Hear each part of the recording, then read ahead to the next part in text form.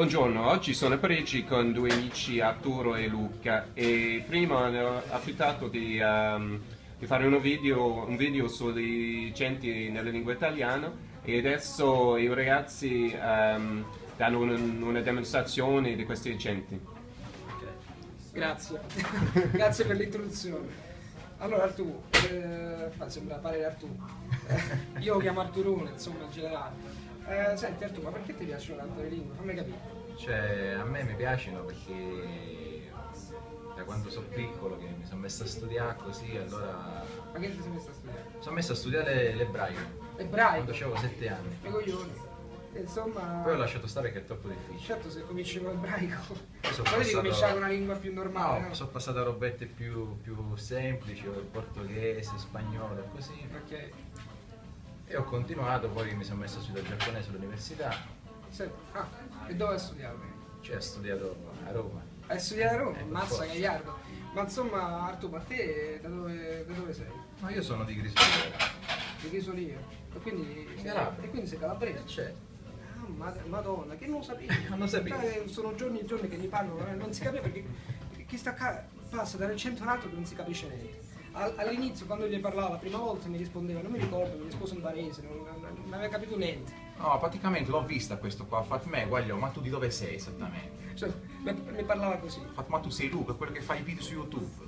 Te, ho te conosciuta a questo. Beh, guaglio, e allora tu invece non ho capito dove sei, ma sei di Roma, sì. Non mi guarda, sembra. non esattamente. Io sono nato a Pistoia.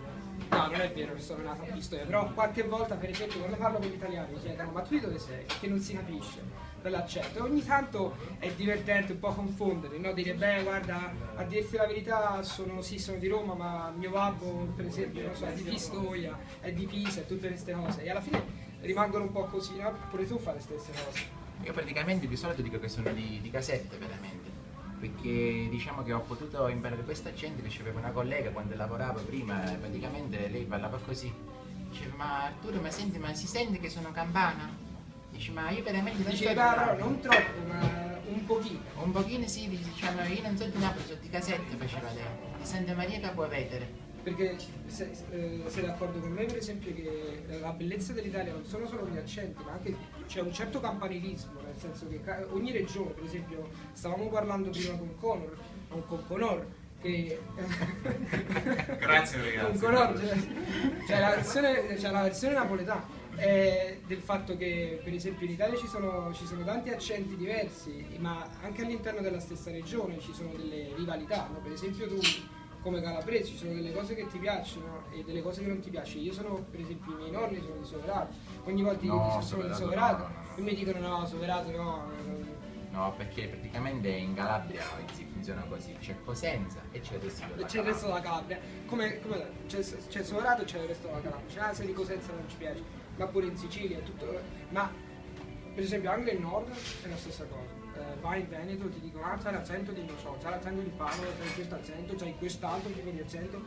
C'è campanilismo dappertutto, nel Lazio per esempio ci sono delle differenze abbastanza consistenti. Pensa un po', ci stanno quelli che parlano così. Ci stanno quelli di Cassino, ci stanno quelli di Cassino che parlano in una maniera, ci sono quelli di Roma che parlano in un'altra maniera, tra Roma e Napoli ci sta una rivalità, insomma, è un casino bello. Il nostro paese è bello. L'italiano è una lingua bellissima, ha tanti accenti, ha tante diversità, sì, vabbè, ogni tanto ci incazziamo l'uno con l'altro, ma alla fine siamo italiani. Quando siamo all'estero facciamo comunità tutti quanti facciamo. Esatto, quando Questa voi è vedo la cosa più bella. chissà che italiano, proprio italiano. Praticamente si di Cosenza, si di Catanzaro, non importa compa di dove sei.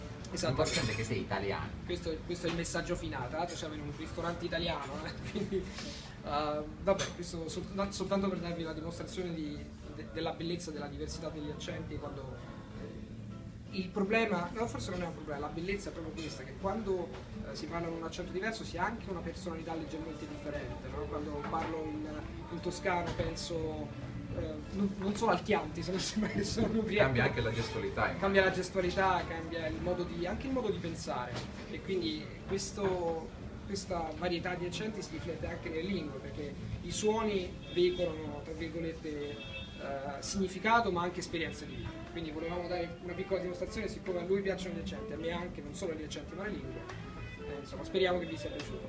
Un abbraccio a tutti, ciao. Ciao ciao.